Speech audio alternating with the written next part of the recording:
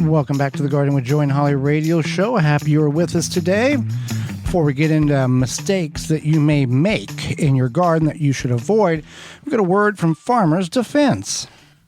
Farm and garden in the ultimate comfort. Farmer's Defense has lightweight and durable sleeves made to protect you against the elements while farming. Farmer's sleeves offer unparalleled protection of your arms and skin for any farmer, gardener, or outdoor worker. Say goodbye to irritated skin and sunburns in the garden. Their sleeves offer cooling comfort and protection against the elements outdoors. An alternative to thick clothing, Farmer's Defense is made out of wicky material with UBF protection factor of 50, plus to protect you from allergens and scratches. To find all their great products and more, visit farmersdefense.com. So, oftentimes we make mistakes in the garden because we didn't know that they were a mistake until we never were taught. We never learned it. We never saw it. So we learned from our mistakes, or we learned from things that we shouldn't have done. So we're going to go over a couple of mistakes to avoid to help your garden be better this year, so you don't have to go through the suffering of bad garden problems. First is bad soil, Holly. Yeah, so this can be anything from it's too good to be true, this soil is free or cheap or something. Even getting it from your city yard, it could be questionable. Sometimes you might see like this deal, you go to the big box store or drive past somewhere and it's like garden soil, almost free. And you have to question why is it almost free? You get what you pay for. Yeah. Or you get what you don't pay for. So, and we've talked about that many times on the program, that there could be, based on what they're using to compost the soil, the ingredients of the composting, the plant matter may not be the safest, or maybe has some form of chemical that will intoxify the compost in which you are getting for near free or free, whether that is animal waste or plant-based compost. Using chemicals, Holly. Sometimes one chooses to use chemicals to control a problem, to get it back into check, to allow nature to take over. Other times, people use chemicals on a regular basis. Right. So, we don't judge.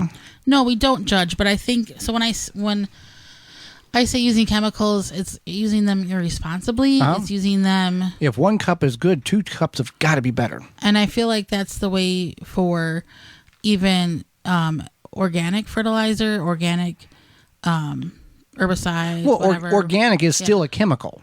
Right. It's just a safer form of. Yeah. Even just something like a popular weed killer. If you don't use it properly, you could be harming your plants, your neighbor's plants, right? Whatever.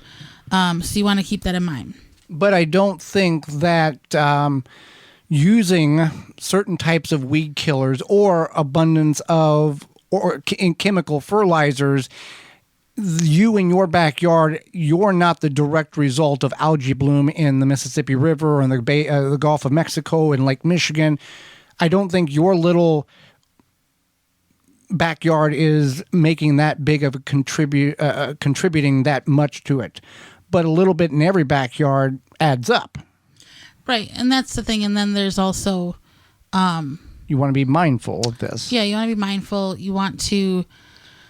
I think a lot of people get excited because they see these commercials or whatever, and they're like, if I use this product, my plants are going to grow ginormous. And that's what they want you to do. That's what they want you to do. That's called marketing 101. Right. So make it sound better than what it really is, so you go buy 2 bags instead of 1. Right. And so you want to keep that in mind, is that it doesn't take much research to figure out how a plant grows, where a plant gets its nutrients from. The internet's on computers now. The internet's on computers now. You have this handheld device in your phone. I'm sure you just searched something 10 seconds ago. Instead of looking at stuff that freaks you out, look at stuff that, help your garden grow. Yeah. So you can find this information pretty readily available. Or you can reach out to us at gardentalkradio@gmail.com, and we'll provide you reliable sources in which gives you the correct answer, not a answer.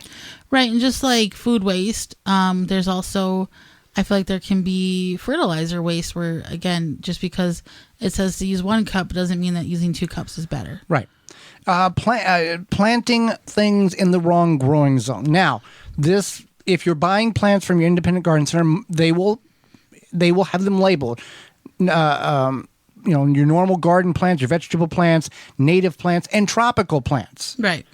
Big box store, flip a coin. But even if you go to a local store and you're like, oh, this should grow here, you might get it in your head, hey, I'm going to be the first person that grows an avocado tree in my backyard in Wisconsin. So just keep in mind, or you might have seen some, TikTok or whatever, where they're like, I grew this avocado tree in my Midwestern backyard. Well, and there's not a question if it's really real. It will grow. And if you bring it inside, it will still grow, but not very good unless you have a 3-season porch that is completely heated during winter and it's south facing and all the conditions are right. There's things that you can grow that's way out of the growing zone that it is intended for.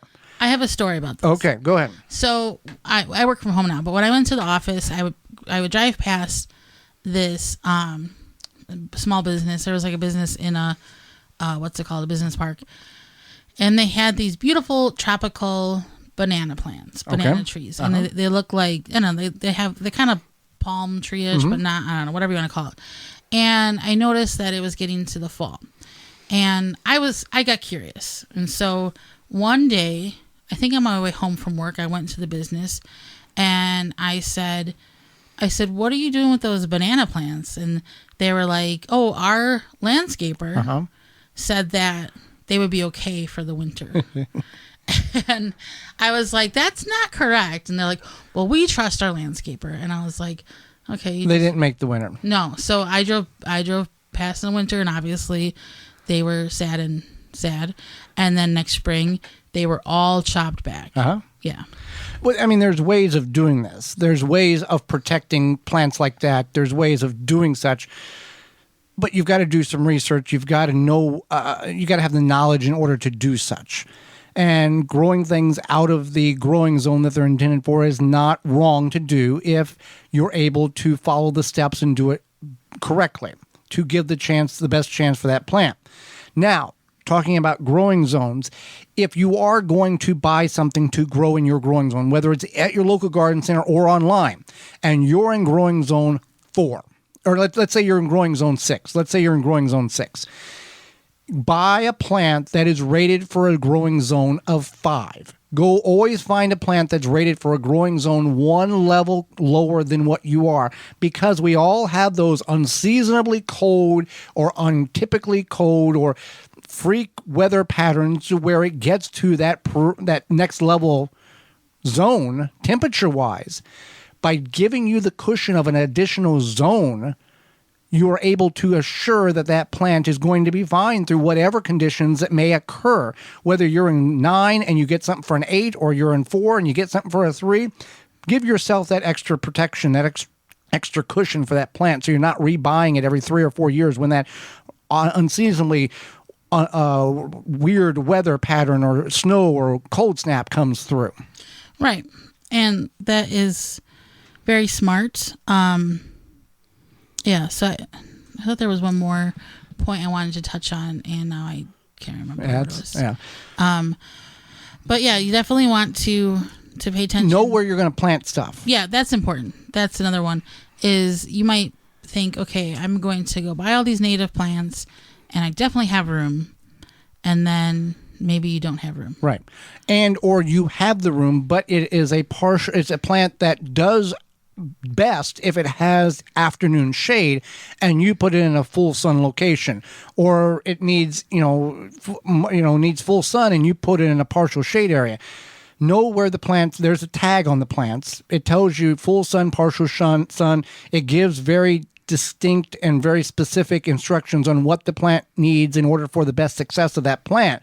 So number 1, know if you only have a spot for 7 geraniums, don't buy 14 because they're pretty colors. And know where you're going to plant them according to how the plant needs to be planted and hydration and the whole thing. They are pretty colors. They are. Yes. If one needs more moisture, put it near the area where it's wetter or where there's more irrigation at versus something that likes more of a hot, dry climate. Absolutely. And then another one that I was going to mention is grow what you know you will enjoy. So I've had people ask me, or say, I grow these 5 things because this is what I grow, but I really don't like okra, but I grow it. Why are you growing okra? Because that's what my family grew and that's what my grandparents grew. Okay, so why are you doing that? Why would you do that to yourself? Well, dehydrate okra, and it doesn't have the slime. It's just... There's 135 varieties of okra in the world. Did you know that? There needs to be none. And it's also known as ladyfingers in some countries. So fun facts about okra.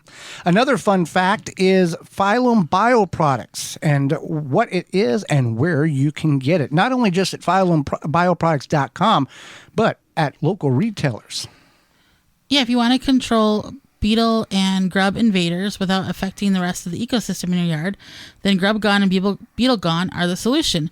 Phylum's Grub Gone and Beetle Gone target a wide range of invasive and destructive beetles, weevils, borers without harming non-targeted species such as bees, ladybugs, butterflies, earthworms, or other beneficial insects. You can purchase these products locally in Massachusetts at Ward's Nursery, McHugh Garden Center, Hyannis Country Garden in Connecticut at Van Willigens Garden Center, in Maine at Salisbury Organics, in New York at Fadigan's Nursery, and Ohio at Berlin Seeds. Phylum Bioproducts target the pest, not the rest. That's PHYLLOM bioproducts.com. If you want to carry it at your location, you can get a hold of them at phylumbioproducts.com or reach out to us here at the show at gardentalkradio@gmail.com, and we will get you hooked up with their products for your customers. For more information, please visit thewisconsinvegetablegardener.com.